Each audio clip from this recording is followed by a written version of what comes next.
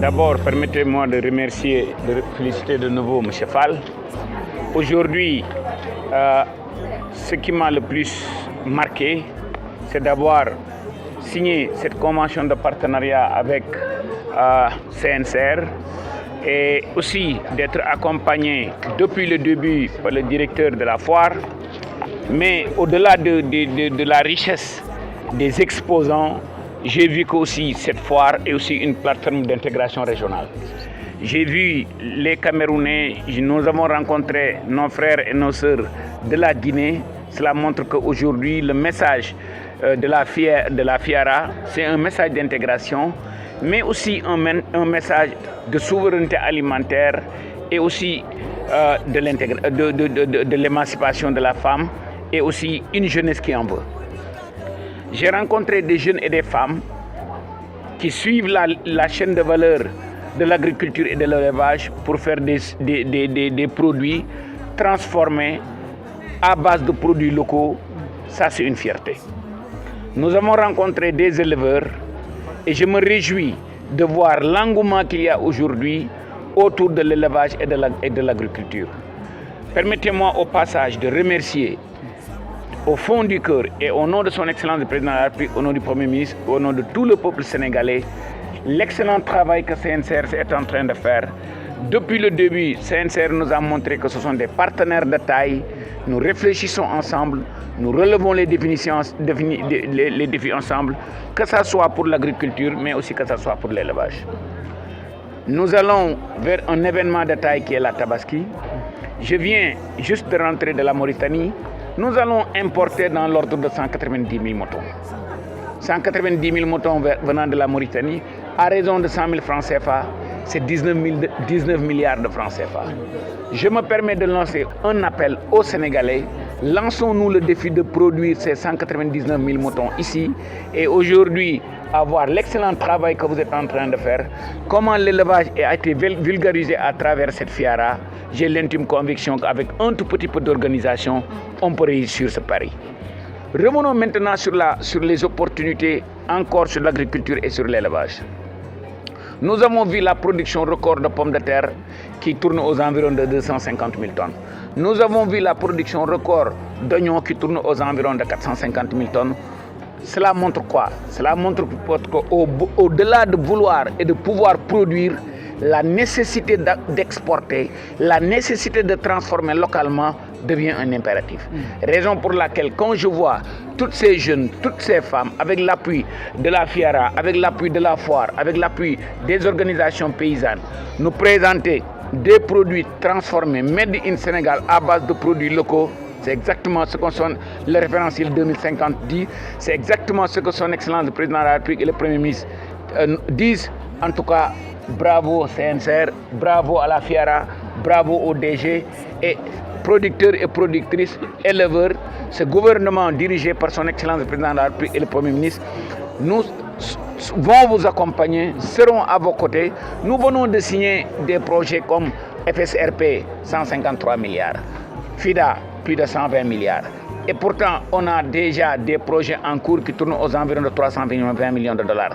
Cela veut dire que l'argent, certes, ce n'est pas un problème, c'est la discipline dans l'exécution, c'est la rigueur dans l'exécution et c'est la rigueur dans la production. En tout cas, bravo, Gatchengalama FIARA, Gatchengalama CNCR, DG, un grand merci, les producteurs et les productrices, le gouvernement et les éleveurs, le gouvernement est là pour l'agriculture familiale, pour le pastoralisme, pour développer la petite agriculture et l'élevage pastoral. Je vous remercie. Je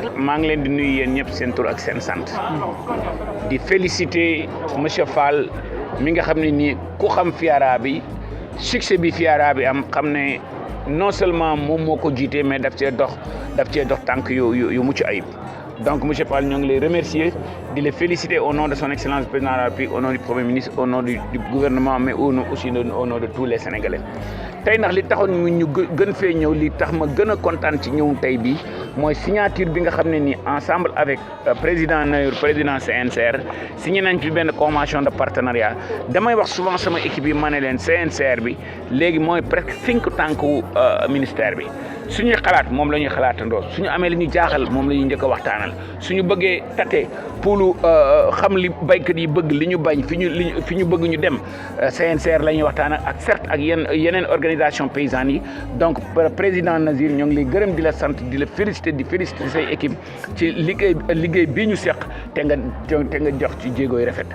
président Cissokho nag mënuñoo tudd CNCR féliciter CNCR féliciter président Nazir te tudduñu président Cissokho li ñu koy ñaan rek mooy yàlla na ko yàlla bàyyi ci kanam njaboot gi lu yàgg donc rôle bi nga xam ne ni mi ngi ko joué ANCAR comme PCA yàlla na ko ci yàlla may ndam.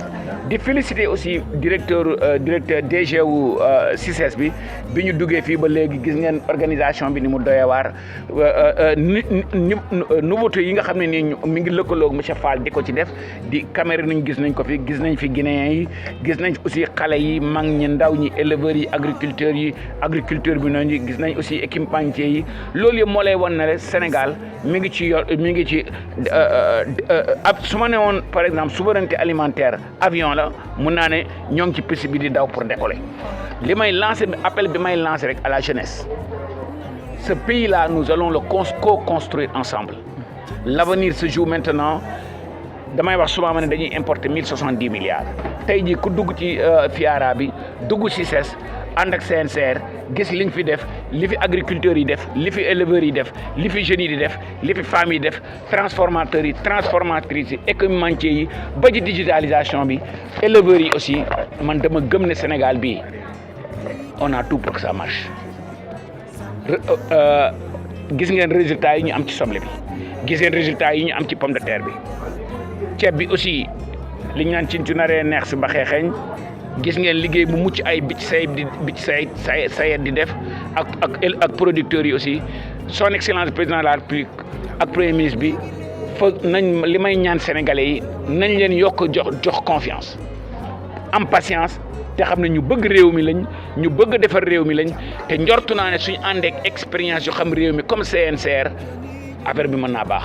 en tout cas ñoo ngi leen di gërëm di leen sant di leen remercier te di rafetlu lool tabaski bii mu ñu jëm nax dañu ci comme ni may waxee rek li ñuy ñaan yàlla ñu commencé ci bismillahi rahmaani rahim egg ci alhamdulillahi rabbil alamin demoon naa Mauritanie démb Sénégal mi ngi soxla pour tabaski bi te su may wax soxla pour tabaski bi mooy marché liy jaar ci marché yi xam nga 830 000 moutons yi jaar ci marché yi bokkul ak ñiy yar ci biir kër gi te besoin total yi 830 000 moutons la mais xayma nañ ne peut-être dinañ importer entre 230 ba 250 000 ci 230 250 000 yi 190 000 moutons yi mi ngi jógee Mauritanie mais 190 000 moutons soo ko xaymaa même su dee 100 000 francs xar mi la 19 milliards la.